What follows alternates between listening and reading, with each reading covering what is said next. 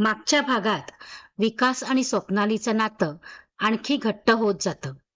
स्वप्नाली आजारी असताना विकासला तिचं महत्व प्रकर्षाने जाणवतं आणि तो तिच्यावरील प्रेमाची जाणीव मनापासून स्वीकारतो.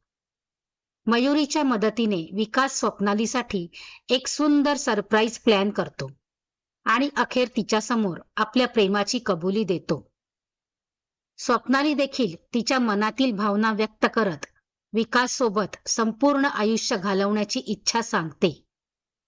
दोघांचं प्रेम नव्या आनंदी वळणावर येतं. मात्र काही दिवसांनी स्वप्नालीच्या आईवडिलांनी तिच्यासाठी सुयश स्थळ आणल्यामुळे परिस्थिती गुंतागुंतीची बनते. विकासच्या सल्ल्यानुसार स्वप्नाली योग्य वेळ साधून तिच्या आईवडिलांसमोर विकासवरील प्रेमाची कबुली देते. तिचं बोलणं ऐकून तिच्या आईवडिलांना मोठा धक्का बसतो आणि घरात तणावपूर्ण शांतता पसरते. आता त्यांच्या नात्याचं पुढे काय होणार याची उत्सुकता निर्माण होते.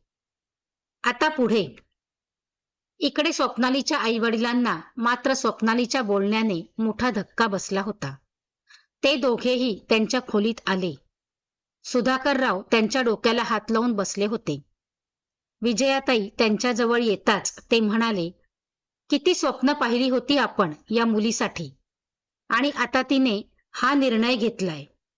कोण कुठला काल भेटलेला मुलगा, त्याच्यासाठी स्वप्नाली आपल्या विरुद्ध उभी राहिली. आता आपण काय करायचे? तिच्यावर दडपण आणून तर तिला सुयश सोबत लग्न करायला लावू शकत नाही आपण. सुधाकररावांचं हे बोलणं ऐकून विजयाताई त्यांच्या खांद्यावर हात ठेवून म्हणाल्या, अहो, आपल्या मुलीचा आनंद हा आपल्यासाठी सगळ्यात महत्वाचा आहे. तेव्हा तिच्यावर दडपण टाकायचा प्रश्नच नाही. मला एक उपाय दिसतोय. कोणता उपाय? असे सुधाकरराव म्हणताच विजयाताई म्हणाल्या, आपण माझ्या दादाला सगळं सांगूया. तो स्वप्नालीला समजावून सांगेल. ती तिच्या मामाचं सगळं ऐकते. त्याने समजावलं तर स्वप्नाली नक्की ऐकेल. सुधाकररावांना हा विचार पटला आणि त्यांनी विजयाताईंना होकार दिला. विजयाताईंनी त्यांच्या पोलीस ऑफिसर असलेल्या भावाला म्हणजेच अशोक मामांना फोन केला. फोन उचलला जाताच विजयाताईंनी सगळी गोष्ट सविस्तरपणे अशोक मामांना सांगितली. विजयाताईंचं सगळं बोलणं ऐकून अशोक मामा म्हणाले, ताई, स्वप्नाली ही एक हुशार, भावनाप्रधान आणि कुठल्याही गोष्टीचा सारासार विचार करून निर्णय घेणारी मुलगी आहे. तेव्हा जर तिला एखादा मुलगा आवडत असेल तर तो खरोखर चांगला असण्याची शक्यता खूप जास्त आहे. तरी पण तुम्ही आता कोणताच निर्णय घाई गडबडीत घेऊ नका.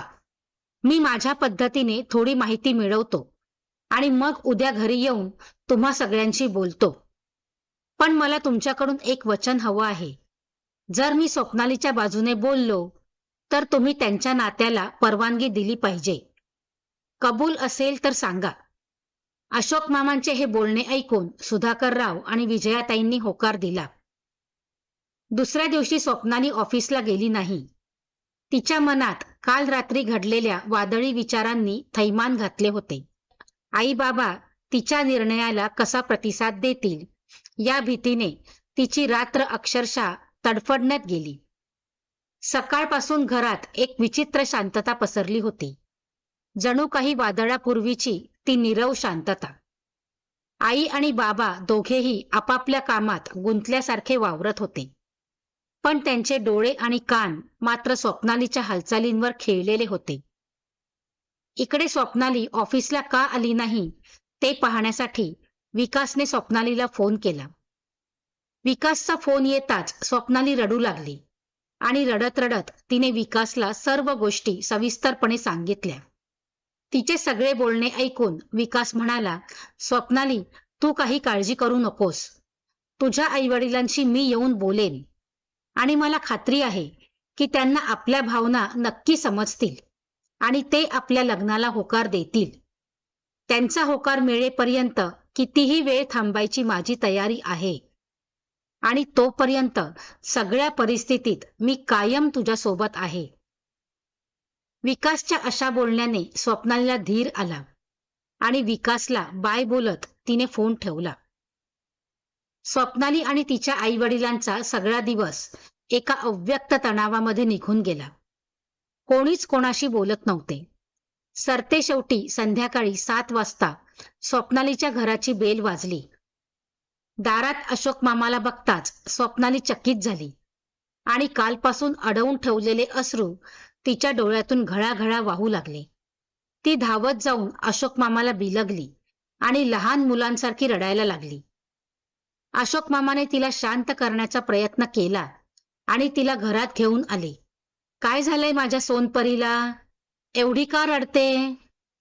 अशोक मामाने तिला जवळ बसवत विचारले. स्वप्नालीने रडत रडत काल घडलेली सगळी गोष्ट मामांना सांगितली. अशोक मामाने तिचं बोलणं शांतपणे ऐकून घेतलं आणि तिला धीर दिला. तू काळजी करू नकोस बाळा, मी तुझ्या आईवडिलांशी बोलतो, अशोक मामा म्हणाले आणि सुधाकर रावांना आणि विजयाताईंना हॉलमध्ये बोलावले. अशोक मामांनी त्यांच्यासमोर खुर्चीवर बसून गंभीरपणे बोलायला सुरुवात केली. ताई, दाजी, मला स्वप्नालीने सगळं सांगितलं. मला हे पण कळलं की तुम्ही तिच्या भविष्याची काळजी करत आहात. पण मला असं वाटतं की कोणताही निर्णय घेण्याआधी आपण सगळ्या बाजूचा विचार करायला हवा. अशोक, तू तर जाणतोस आमची स्वप्नाली किती हट्टी आहे. तिला काय वाटतंय तेच खरं. आम्ही तिच्यासाठी किती चांगलं स्थळ शोधून आणलं होतं आणि ती एका दिवसात सगळं. सुधाकरराव नाराजीने बोलले. दाजी, मला हे पण कळलं की तुम्ही सुयशबद्दल माहिती काढली आहे. तो चांगला मुलगा आहे, यात काहीच शंका नाही. पण स्वप्नालीचं मन जर दुसऱ्या कोणाकडे असेल तर तिला जबरदस्ती करणं योग्य नाही, अशोक मामा म्हणाले. मग काय करायचं अशोक? तिला तिच्या मर्जीप्रमाणे वागू द्यायचं? त्या मुलाकडे काय आहे? ना चांगली नोकरी, ना स्वतःचं घर, विजयाताई काळजीच्या स्वरात म्हणाल्या. ताई, मी विकासबद्दल थोडी माहिती काढली आहे, अशोक मामा म्हणाले आणि त्यांच्या हातात असलेली फाईल सुधाकररावांच्या दिशेने सरकवली. विकास एका चांगल्या कंपनीत काम करतो आणि तो एक जबाबदार मुलगा आहे. त्याच्या भूतकाळात काही दुःखद घटना घडल्या आहेत, ज्यामुळे तो थोडा एकलकोंडा झाला होता. पण स्वप्नालीच्या येण्याने त्याच्यात सकारात्मक बदल झाले आहेत.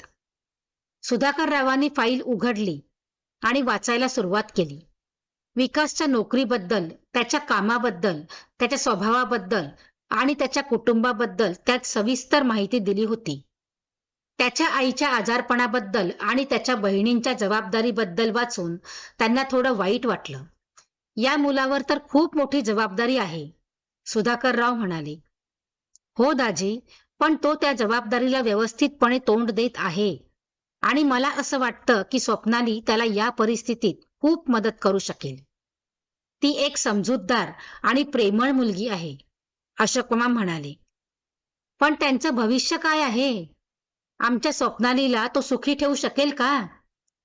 विजयाताईंनी पुन्हा त्यांची चिंता व्यक्त केली.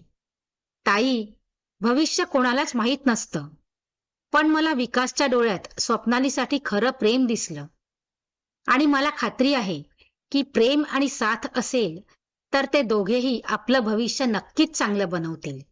आणि सर्वात महत्वाची गोष्ट म्हणजे स्वप्नाली त्याला पसंत करते आणि त्याच्यासोबत आनंदी राहू शकते, अशोक मामा म्हणाले. स्वप्नाली शांतपणे तिच्या मामांचं बोलणं ऐकत होती. तिच्या डोळ्यात एक छोटीशी आशा चमकत होती. अशोक मामा पुढे म्हणाले, आणि तुम्ही मला वचन दिलं होतं की जर मी स्वप्नालीच्या बाजूने बोललो तर तुम्ही तिच्या निर्णयाला परवानगी द्याल. सुधाकरराव आणि विजयाताई एकमेकांकडे बघू लागले. त्यांना अशोक मामांच्या बोलण्यात तथ्य वाटत होतं. त्यांना स्वप्नालीचा आनंद महत्वाचा होता आणि अशोक मामांच्या मतावर त्यांचा विश्वास होता. ठीक आहे अशोक, सुधाकरराव म्हणाले. जर तुला इतकी खात्री आहे तर आम्हाला काही हरकत नाही. विजयाताईंनी स्वप्नालीकडे पाहिलं. तिच्या डोळ्यात त्यांना विनंती आणि प्रेम दोन्ही दिसत होतं.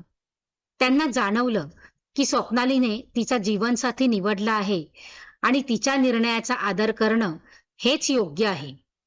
हो बाळा, विजयाताई म्हणाल्या आणि स्वप्नालीला जवळ घेत तिच्या डोक्यावरून हात फिरवला. आम्हाला तुझा आनंद महत्वाचा आहे. स्वप्नालीच्या डोळ्यात आनंदाश्रू आले. ती धावत गेली आणि तिच्या आईवडिलांना घट्ट मिठी मारली. थँक यू आई बाबा. तुम्ही माझ्या भावना समजून घेतल्याबद्दल खूप खूप धन्यवाद.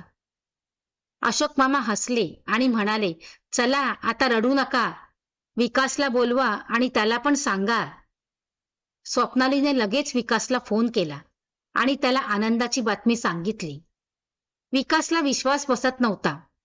तो लगेच स्वप्नालीच्या घरी आला आणि त्याने स्वप्नालीच्या आईवडिलांचे आभार मानले. त्यानंतर घरात आनंदाचं वातावरण पसरलं. अशोक मामांनी विकासला जवळ बोलावून त्याला काही महत्वाचे सल्ले दिले आणि त्याच्या भावी आयुष्यासाठी शुभेच्छा दिल्या.